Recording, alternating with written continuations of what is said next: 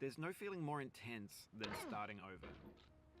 If you deleted your homework the day before it was due, as I have, or if you left your wallet at home and you have to go back after spending an hour in the commute. If you won some money at the casino and then put all your winnings on red but it came up black. If you got your best shirt dry cleaned before a wedding and then immediately dropped food on it. If you won an argument with a friend and then later discovered that they just returned to their original view. Starting over is harder than starting up. If you're not ready for that, like if you've already had a bad day, then what you're about to go through might be too much. Feel free to go away and come back. I'll be here. Alright, thanks for coming with me on this trip. I'll understand if you have to take a break at any point. Just find a safe place to stop and quit the game. And don't worry, I'll save your progress, always, even your mistakes. This game is a homage to a free game that came out in 2002, titled Sexy Hiking.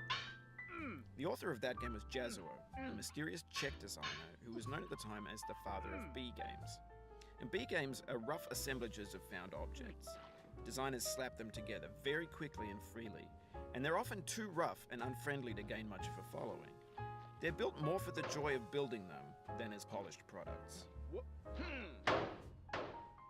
In a certain way, Sexy Hiking is the perfect embodiment of a B game. It's built almost entirely out of found and recycled parts, and it's one of the most unusual and unfriendly games of its time. In it, your task is simply to drag yourself up a mountain with a hammer. And that act of climbing, in the digital world or in real life, has certain essential properties that give the game its flavor. No amount of forward progress is guaranteed. Some cliffs are too sheer or too slippery. And the player is constantly, unremittingly in danger of falling and losing everything. Anyway, when you start Sexy Hiking, you're standing next to this dead tree that blocks the way to the entire rest of the game. It might take you an hour to get over that tree, and a lot of people never got past it. You prod and you poke at it, exploring the limits of your reach and your strength, trying to find a way up and over. And there's a sense of truth in that lack of compromise. Most obstacles in video game worlds are fake. You can be completely confident in your ability to get through them once you have the correct method or the correct equipment or just by spending enough time. In that sense, every pixelated obstacle in Sexy Hiking is real. The obstacles in Sexy Hiking are unyielding, and that makes the game uniquely frustrating. But I'm not sure Jazuo intended to make a frustrating game. The frustration is just essential to the act of climbing, and it's authentic to the process of building a game about climbing. A funny thing happened to me as I was building this mountain. I'd have an idea for a new obstacle, and I'd build it, test it, and it would usually turn out to be unreasonably hard. But I couldn't bring myself to make it easier. It already felt like my inability to get past the new obstacle was my fault as a player rather than as a builder. Imaginary mountains build themselves from our efforts to climb them. And it's our repeated attempts to reach the summit that turns those mountains into something real. When you're building a video game world, you're building with ideas. And that can be like working with quickset cement. You mold your ideas into a certain shape that can be played with, and in the process of playing with them, they begin to harden and set until they're immutable, like rock. And at that point, you can change the world, not without breaking it into pieces and starting fresh with new ideas.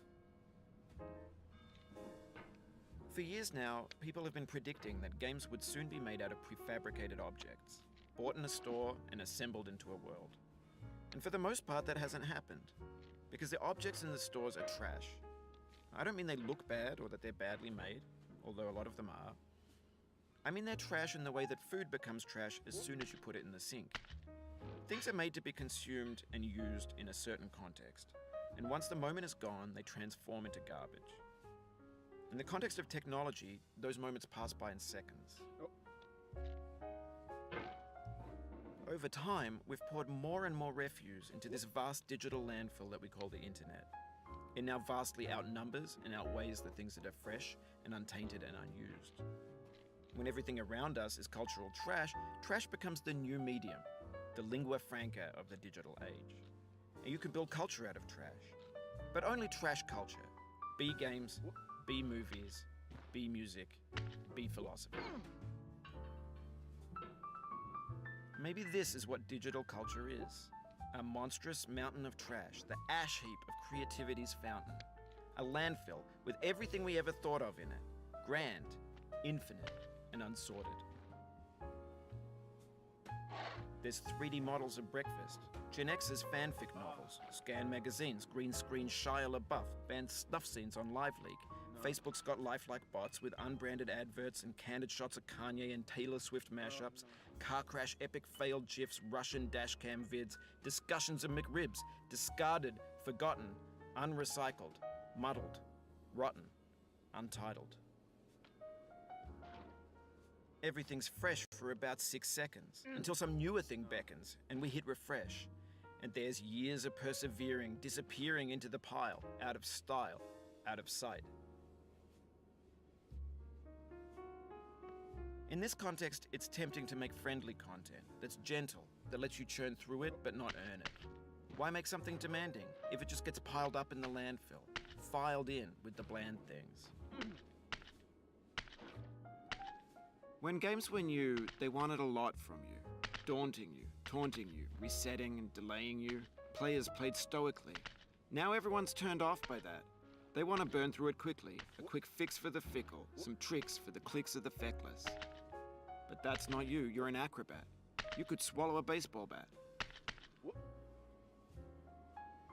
Now I know, most likely you're watching this on YouTube or Twitch, while some dude with 10 million views does it for you, like a baby bird being fed chewed up food. That's culture too. But on the off chance that you're playing this, what I'm saying is, trash is disposable, but maybe it doesn't have to be approachable. What's the feeling like? Are you stressed? I guess you don't hate it if you got this far, feeling frustrated. It's underrated.